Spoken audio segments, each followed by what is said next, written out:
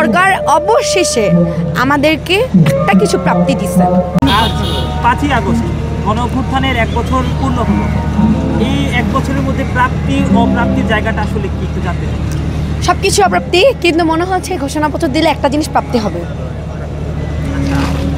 আরেকটা বিষয় হচ্ছে 1 বছরের মধ্যে কি ধরনের সংস্কার আপনারা চেয়েছিলেন এবং কতটুকু পেয়েছেন? দেখুন, আমরা আজকে এই বিষয় নিয়ে কথা না বলি, কারণ হচ্ছে আজকে একটা খুশির দিন।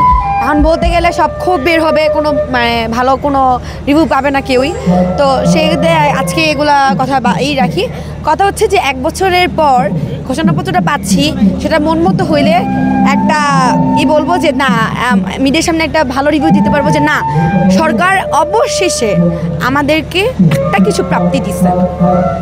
এর মধ্যে অন্যতম প্রাপ্তি কি একটু জানতে চাই। এটাই অন্যতম প্রাপ্তি, ঘোষণাপত্রটাই। আপনারা যে 1 বছরের মধ্যেই মার খান, পুলিশের মার খেতে হয়, যেই পুলিশ আপনার পুলিশের হাতে তো আমি মার খাইনি, তো বলতে পারি না। জুলাই যোদ্ধারা তো মার খেয়েছে।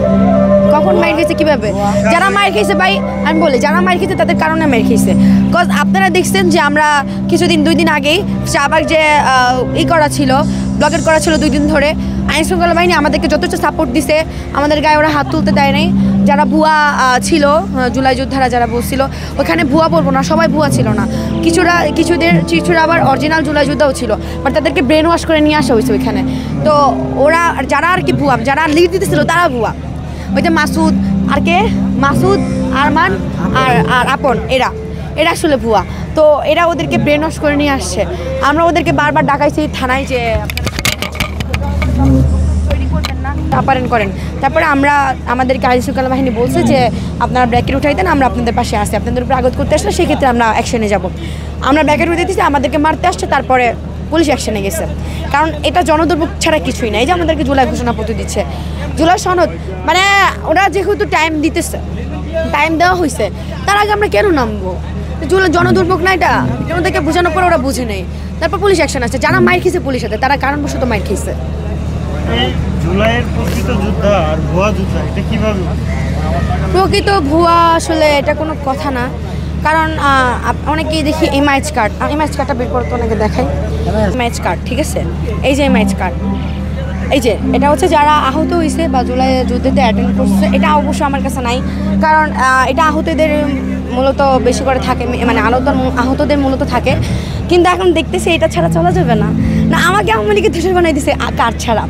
তো যাই হোক, এখন হচ্ছে আমি কার্ড নিতে পারতাম, কিন্তু আমি ভাবছি যে এই কার্ডটা যারা নিচ্ছে তারা হয়তো বা আহত বা টাকার জন্য, এই যাদের থাকবে তারা টাকা পাবে, ভাতা পাবে, তো আমার দরকার নাই।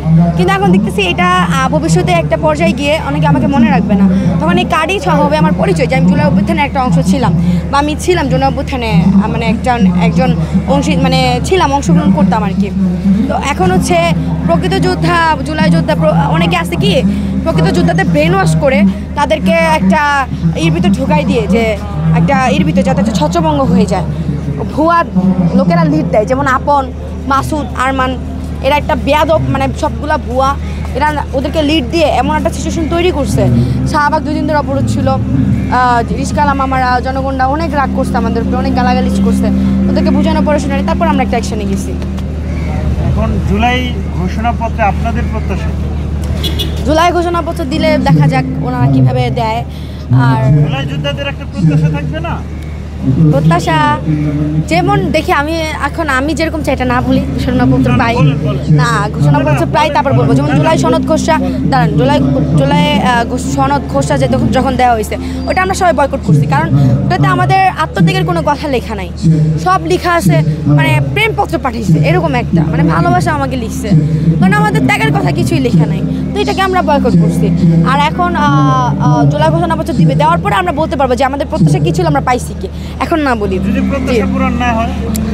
এখন আমি শুনতেছি অনেকে জুলাই ছাত্র সংসদ, যারা মানে এনসিপির যে ছাত্র সংসদ, জাতীয় সংসদ, ওরা নাকি বয়কট করছে জুলাই ঘোষণা, মানে পত্র খসড়া যেটা, সেটা বয়কট করছে। আমি আসলে জানি না, আমি দেখে তারপর বলতে পারবো যে না, আমি এটা একবারই বলবো পাওয়ার পরে। না ভাইয়া, এটা আমি একবারই বলবো, আগে কিছু বলা ঠিক না। জি, এনসিপি সম্পর্কে আমরা কিছু জানতে চাই। না, এনসিপি আজকে ভাইয়া কোনো ব্যাড রিভিউ না দিই, কারণ আজকে একটা খুশির দিন। ঘোষণাপত্র পাওয়ার পরে একদিন সময় করে আমি বলবো এনসিপির কথাটা।